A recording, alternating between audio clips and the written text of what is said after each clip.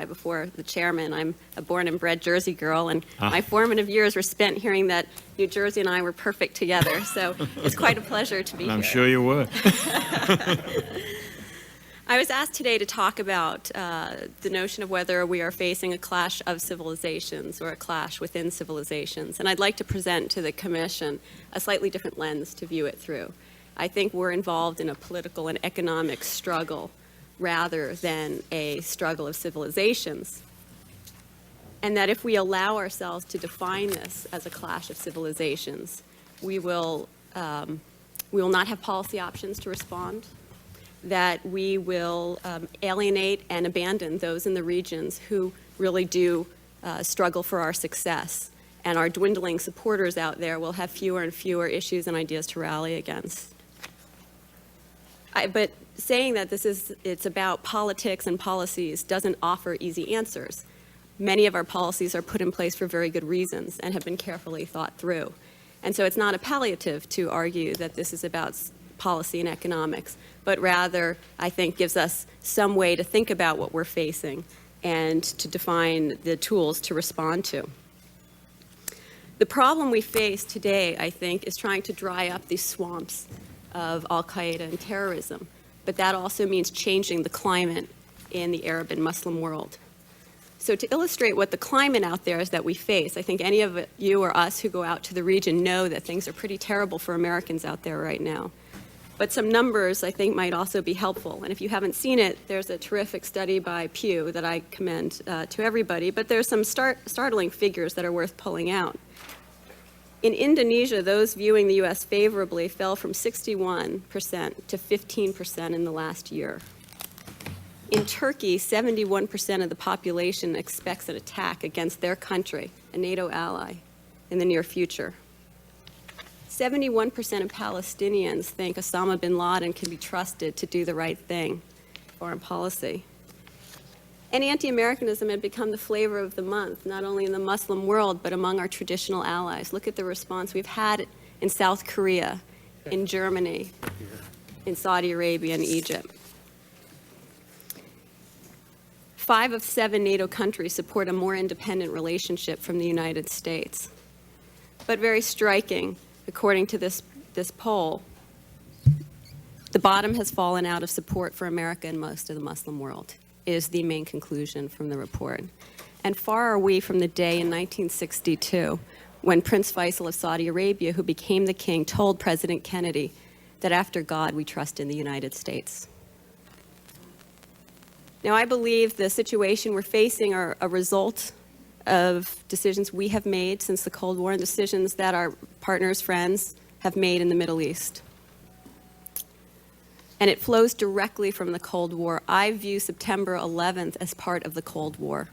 Even though the Cold War had ended a decade before, the choices we made in Afghanistan directly led to September 11th, and the choices we made in the 90s to abandon certain countries for very good geopolitical reasons led directly to September 11th.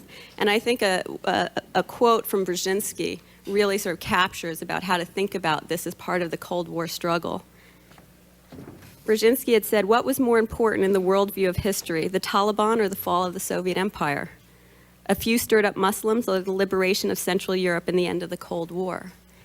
And that I do believe that if our policymakers were told in the 80s that some of the decisions that they were making would result in the deaths on September 11th, the bombing of the Cole, the African embassy, and all of that was to bring down the Soviet Union, I think they very well may have said that it would have been worth it. They wouldn't have said it in those words, but I think in the calculation, that is something at the time they would have lived with. During the Cold War, obviously, the United States chose a strategy of working along states for geopolitical reasons rather than ideological compatibility. They were determined not to recreate the experience of the British and get too involved in the domestic and foreign policies of their partners and allies. It was a conscious decision. And what has been fascinating to me is to look back at documents in the 1950s where the Saudis were actually funding Hashemite groups who were also bizarrely pro-communist. This was at a time when they were our partner in fighting the communists. The British were desperately worried about this and beseeched the United States to get involved and to try to use their influence to affect the foreign policy of their partners. The United States steadfastly refused because, again, for very good reasons, we would refuse to recreate the British Empire. But the result of not getting involved in the domestic politics of our partners has had costs and ramifications that we are grappling with today. And as the committee thinks about offering recommendations, I think this is a very tough issue and a tough nut for you to crack. The United States does not want to be an imperial power. And yet some of the price, which is al-Qaeda, comes out of a result from not being too involved in the domestic politics of our partners. And so arguing for a change in policies has vast ramifications for U.S. foreign policy and will have its own set of costs. But it very well may be the path that we choose to move forward with. Listen to the words of Egypt's Ayman Zawahiri, who argued that the U.S. claims to stand for human rights and democracy, but forces corrupt regimes on the Muslim world. It is very surprising that elements of al-Qaeda would argue that we weren't involved enough in the foreign policy of states, but this is what brings recruits to al-Qaeda.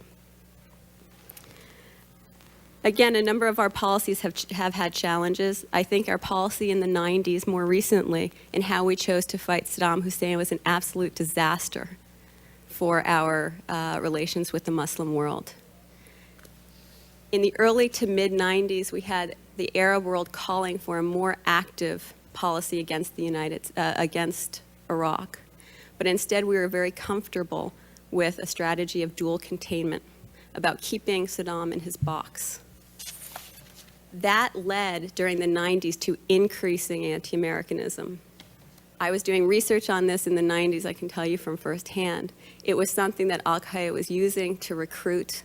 It was this festering anti-Americanism that did not begin in September 11th. September 11th hastened it, but was growing throughout the 90s.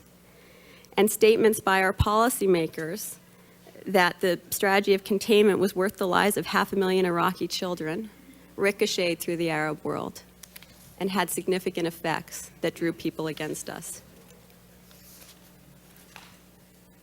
Now, all the hatred and anger is surely not a result only of our policies, and I would be vastly irresponsible if I left you with that notion.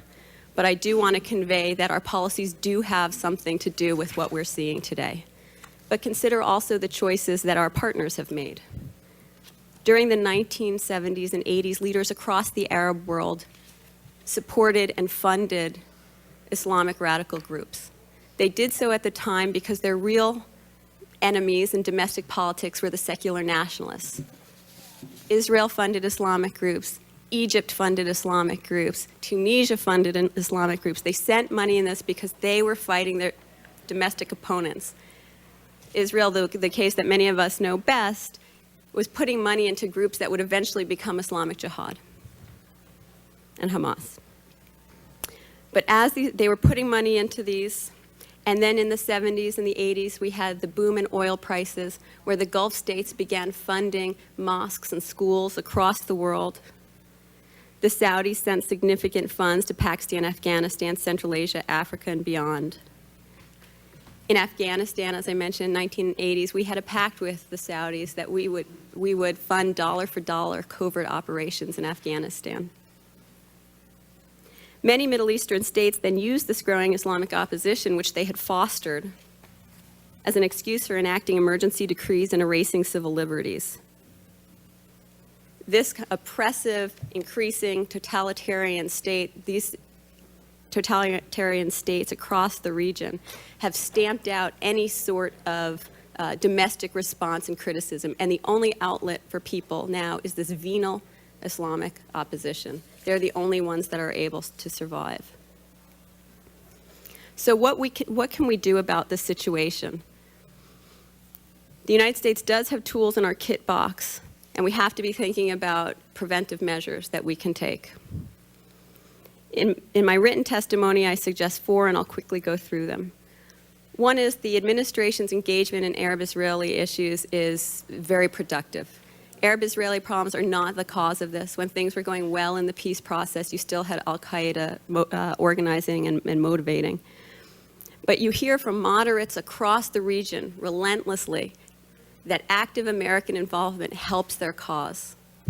An absence of American involvement directly hurts the friends that we have out there, and so our current involvement is very positive. The second thing we can do is commit to nation building. We have undertaken massive project in Afghanistan and in Iraq. After Afghanistan, the Arab world was looking at us. Here was a Muslim country that we were committed to improving and changing, and they were watching it. Our lack of clear effort to try to fix the problem led to a lot of resistance to support the United States. It empowered our enemies that the U.S. cares very little about what goes on in the region. We have to think about ways to help our friends, not our enemies. We have to look at the social and economic challenges that the region is facing and try to think creatively of how we can help the number of unemployed young people in the region. We need to focus on education and going one-on-one with the kind of nasty funding that's going on throughout the world and show that the United States can offer an alternative. We are a country of competition, and surely we can compete on this. And lastly, we have to improve the communication channels between Washington and the world, not only in explaining our policies, but hearing the concerns of those in the region. From independent investigation I was doing during the recent fight in Iraq, there was a noted lack of hearing what the local concerns were, and many of them were quite valid. In the future, I think our real challenge is in not turning this into a clash of civilization. Look at all the hot spots we are likely to face: Afghanistan, Iraq, Chechnya. You can look at Nigeria, Sudan. We will be operating against organized Islamic opponents. Unless we have a positive alternative, the rest of the world will define this as a clash of civilizations, and we will be the greatest loser of all. Thank you.